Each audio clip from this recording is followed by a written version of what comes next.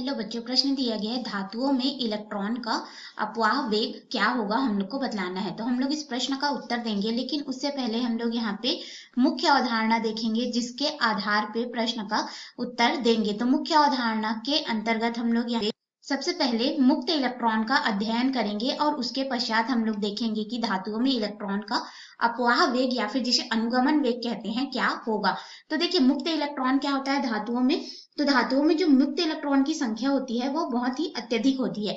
लगभग इसकी संख्या अगर हम लोग देखें तो 10 की घात 29 प्रति घन मीटर हम लोग को यह प्राप्त होता है। तो यह इतनी मात्रा में मुक्त इलेक्ट्रॉन है। तो वास्तव में मुक्त इलेक्ट्रॉन क्या है इसको देखते हैं। तो इसके लिए हम लोग इस चित्र में आते हैं। देखिए, कोई भी जो धातु होता है वह उसके परमाणु और अणु से मिलकर के बना हुआ होता है, ठीक है। तो उसमें क्या होता है कि इस तरह से हमारे पास अणु होगा, तो अणु में जो है इलेक्ट्रॉन, प्रोटॉन, न्यूट्रॉन सभी उपस्थित होंगे। नाभिक में उसका प्रोटॉन और न्यूट्रॉन उपस्थित होगा और उसकी बाहरी कक्षा में इलेक्ट्रॉन होंगे। तो जो बाहरी कक्षा का इलेक्ट्रॉन होता है वह अपनी कक्षा को छोड़ करके धातु के पृष्ठ पर, इस तरह से आप देख सकते हैं, उसको धातु के पृष्ठ पर आ जाता है, ठीक है। और यह जो खाली स्थान रहता है उस पर अनियमित गति करता है तीव्र वेग से। तो ये जो अनियमित गति करते रहता है, ये जो हमारा इलेक्ट्रॉन है यह तीव्र वेग से अनियमित गति करता है, ठीक है। अनियमित यह क्या करेगा, गति प्रारंभ कर देगा खाली स्थान पे। तो यह जो गति होती है वह धातु के ऊष्मीय ऊर्जा के कारण होती है या उसकी तापीय ऊर्जा के कारण होती है।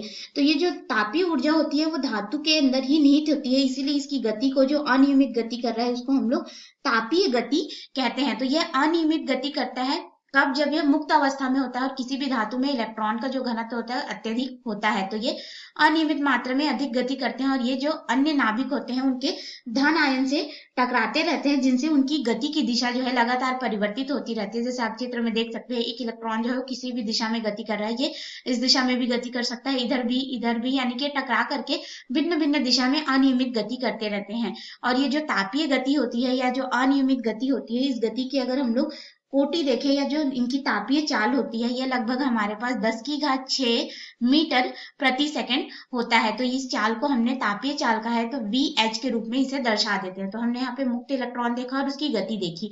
अब इसके आधार पे हम लोग अपने मुख्य प्रश्न में आते हैं, जिसमें हमें अपवाह वेग को बतलाना है क्या होगा। तो जो अपवाह वेग होता है उसे हम लोग अनुगमन वेग या फिर ड्रिफ्ट वेलोसिटी भी कहते हैं और इसे हम लोग VD के रूप में दर्शाते हैं। तो ये क्या होता है, तो देखिए हमने अभी अभी देखा कि मुक्त इलेक्ट्रॉन जो है अनियमित गति कर रहा है, ठीक है।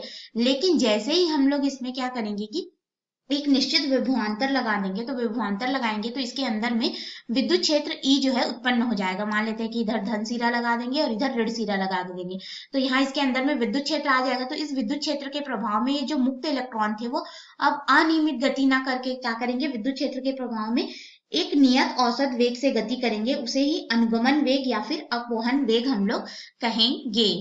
तो देखो, हमारे पास अपवाह वेग को हम लोग क्या कहते हैं, अनुगमन वेग कहते हैं। और हमने अभी अभी इसकी परिभाषा देखी, किसी चालक यानी कि धातु के लिए हम लोग लेंगे, ठीक है, में जो है इलेक्ट्रॉन विद्युत क्षेत्र के प्रभाव में, याद रखिएगा ये विद्युत क्षेत्र के प्रभाव में यह घटना होती है, एक नियत औसत वेग से प्रवाहित होते हैं। इस नियत औसत वेग को ही हम लोग अपवाह वेग या फिर हम इसे ही क्या कहते हैं, अनुगमन वेग कहते हैं। अब इसके बारे में हम लोग थोड़ा और देख लेते हैं। देखिए, अनुगमन वेग हम लोगों ने अभी अभी यहाँ पे देखा। तो जैसे पहले इलेक्ट्रॉन जो था अनियमित गति कर रहा था, वो इस तरह से संरेखित हो जाएगा जब हम लोग इस पे इस तरह से विद्युत क्षेत्र लगा देंगे, ठीक है। तो यहाँ पे बैटरी का ऋण सिरा है मान लेते हैं और यहाँ पे बैटरी का धन सिरा है। तो हमारे पास इलेक्ट्रॉन जो है ऋण सिरे से धन सिरे की ओर संरक्षित हो जाते हैं विद्युत क्षेत्र के प्रभाव में। तो ये होता है हमारे पास में अनुगमन वेग। और अनुगमन वेग को हम लोग यहाँ पे क्या किए हैं, VD के रूप में प्रदर्शित किए हैं। तो अनुगमन वेग की जो कोटि होती है, ठीक है, उसको अगर हम लोग देखें तो अनुगमन वेग का मान जो है बहुत ही कम होता है और इसका मान जो है, जो हमने अनियमित तापीय वेग देखा था, ठीक है, जो कि हमारे पास 10 की घात 6 मीटर प्रति सेकंड मिल रहा था, उसकी तुलना में बहुत ही कम होता है। और ये जो अनुगमन वेग होता है 10 की घात 4 मीटर प्रति सेकंड हमें प्राप्त होता है। तो ये रहा हमारे पास अनुगमन वेग का मान। और हमने देखा कि अनुगमन वेग जो है क्या होता है, किस तरह से होता है। आशा है आपको इस प्रश्न का उत्तर समझ में आया होगा। धन्यवाद।